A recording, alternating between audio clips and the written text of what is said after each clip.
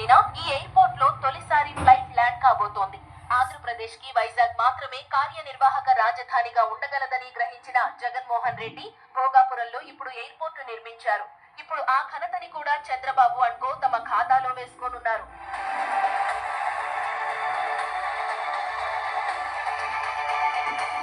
విశాఖపట్నం పొరుగున చకచక నిర్మాణం జరుపుకుంటున్న భోగాపురం ఎయిర్పోర్ట్ ఇది.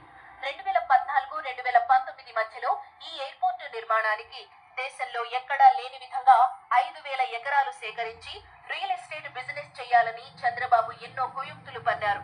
దీంతో భూ వివాదాలు చుట్టుముట్టి స్థల సేకరణపై పీట ముడిపడింది. రైతులు కోర్టులను ఆశ్రయించారు.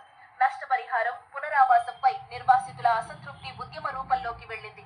అయితే ఇవేవీ పట్టించుకోకుండా ఎన్నికలు వస్తున్నాయని 2019 ఫిబ్రవరిలో అంటే అసెంబ్లీ ఎన్నికలకు 2 నెలల ముందు భోగాపురం ఎయిర్పోర్టుకి హడావుడిగా శంకుస్థాపన చేసేశారు చంద్రబాబు. అప్పటికి ఎయిర్పోర్టు ఎక్కడ నిర్మించాలో స్పష్టత కూడా లేదు. స్థల సేకరణ ఒక కొలిక్కి రాలేదు. కేంద్ర అనుమతులు రాలేదు.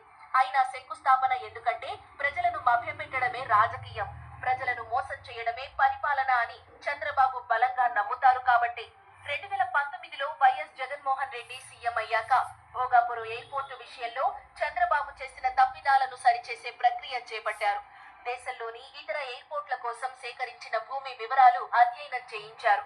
ఈ మేరకు రైతుల భూములకు నష్టం కలగకుండా, కోర్టు అంశాల్లో ఉన్న భూముల జోలికి పోకుండా 2,703 ఎకరాల భూమి సేకరించడానికి ప్రణాళికలు సిద్ధం చేయించారు. ఎయిర్పోర్టు నిర్మాణ సంస్థను ఒప్పించి వారికి 2,203 ఎకరాల భూమిలో ఎయిర్పోర్టు నిర్మాణానికి, మిగిలిన 500 ఎకరాల్లో రాష్ట్ర ప్రభుత్వ పారిశ్రామిక అవసరాల కోసం భూమిని కేటాయించారు. కోర్టులకెక్కిన పలువురు రైతులతో రాజీ మార్గాల ద్వారా భూ వివాదాలను వేగంగా పరిష్కరించారు. నష్టపరిహారం, పునరావాసం అంశాల్లో మానవతా దృక్పథంతో నిర్వాసితుల ఆంక్షలను నెరవేర్చారు. దీంతో ఒక్కో సమస్య కేవలం 1.5 ఏడాదిలోనే పరిష్కారమయ్యాయి. సమస్యలు తొలగిపోవడంతో ప్రత్యేక అధికారుల బృందాన్ని ఏర్పాటు చేసి కేంద్ర అనుమతుల కోసం దరఖాస్తు చేశారు. కొన్ని పర్యావరణ అనుమతుల విషయంలో ప్రధానమంత్రి నరేంద్ర మోదీతో ప్రత్యేకంగా సమావేశమై పరిష్కరించారు. ఇలా అనేక కోణాల్లో భోగాపురం ఎయిర్పోర్టు నిర్మాణానికి ఉన్న అన్ని అడ్డంకుల్ని తొలగించింది.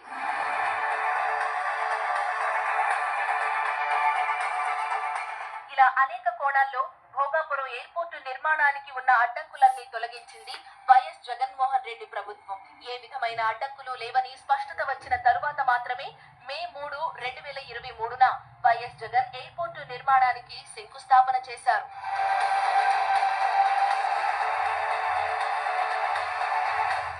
విజయనగరం, విశాఖ, శ్రీకాకుళం ఈ మూడింటికి కూడా దాదాపుగా సమాన దూరంలోనే ఈ ఎయిర్పోర్ట్ రాబోతా ఉంది.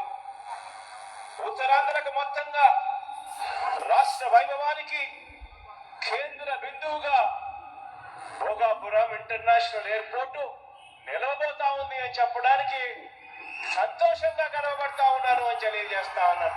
ఈరోజు భూమి పూజ చేసిన ఈ గ్రీన్ఫీల్డ్ ఎయిర్పోర్టు మరో 3 ఏళ్లలో ఈ ప్రాజెక్టు పూర్తయి ఈ ఎయిర్పోర్టు 2026 నాటికి ఇక్కడ నుంచే, ఇదే భోగాపురం నుంచే విమానాలు ఎగిరే పరిస్థితి వస్తుంది అని చెప్పడానికి కూడా సంతోషపడతా ఉన్నా. వైఎస్ జగన్ సంకల్పానికి ఆయన శంకుస్థాపన చేసిన ముహూర్త బలం తోడవడంతో తొలి రోజు నుంచి ఎయిర్పోర్టు నిర్మాణ పనులు ఆగకుండా జరిగాయి. దాదాపు 2 ఏళ్ల కాలంలోనే ఎయిర్పోర్టు నిర్మాణం పనులు దాదాపు పూర్తయ్యాయి.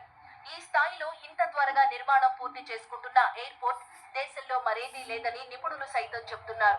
6 మిలియన్ల ప్రయాణికులను హ్యాండిల్ చేయడానికి సిద్ధమవుతున్నప్పటికీ 2వ దశ పూర్తి చేసుకుంటే 12 మిలియన్ల ప్రయాణికులను, 3వ దశ పూర్తి చేసుకుంటే 18 మిలియన్ల ప్రయాణికులు రాకపోకలు సాగించడానికి అవకాశం ఉంటుంది. అసలు ఎయిర్పోర్టు ఎక్కడ కట్టాలో కూడా నిర్ణయించకుండా, ఎయిర్పోర్టు నిర్మాణానికి అనుమతులు కూడా తేకుండా 2019లో శంకుస్థాపన చేసి మమ అనిపించిన చంద్రబాబు ఇప్పుడు జగన్మోహన్ రెడ్డి కట్టించిన భోగాపురం ఎయిర్పోర్ట్ ని తన ఖాతాలో వేసుకోవడానికి తహతహలాడిపోతున్నారు. భోగాపురం ఇంటర్నేషనల్ ఎయిర్పోర్ట్ జగన్ నిర్మించారన్న సత్యం తెలుగు ప్రజలతో పాటు దేశ ప్రజలకు తెలుసు. కానీ పచ్చముఠా మాత్రం నవ్విపోదురుగాక నాకేటి సిగ్గు అన్న తరహాలో క్రెడిట్ చోరీకి రెడీ అయిపోయింది.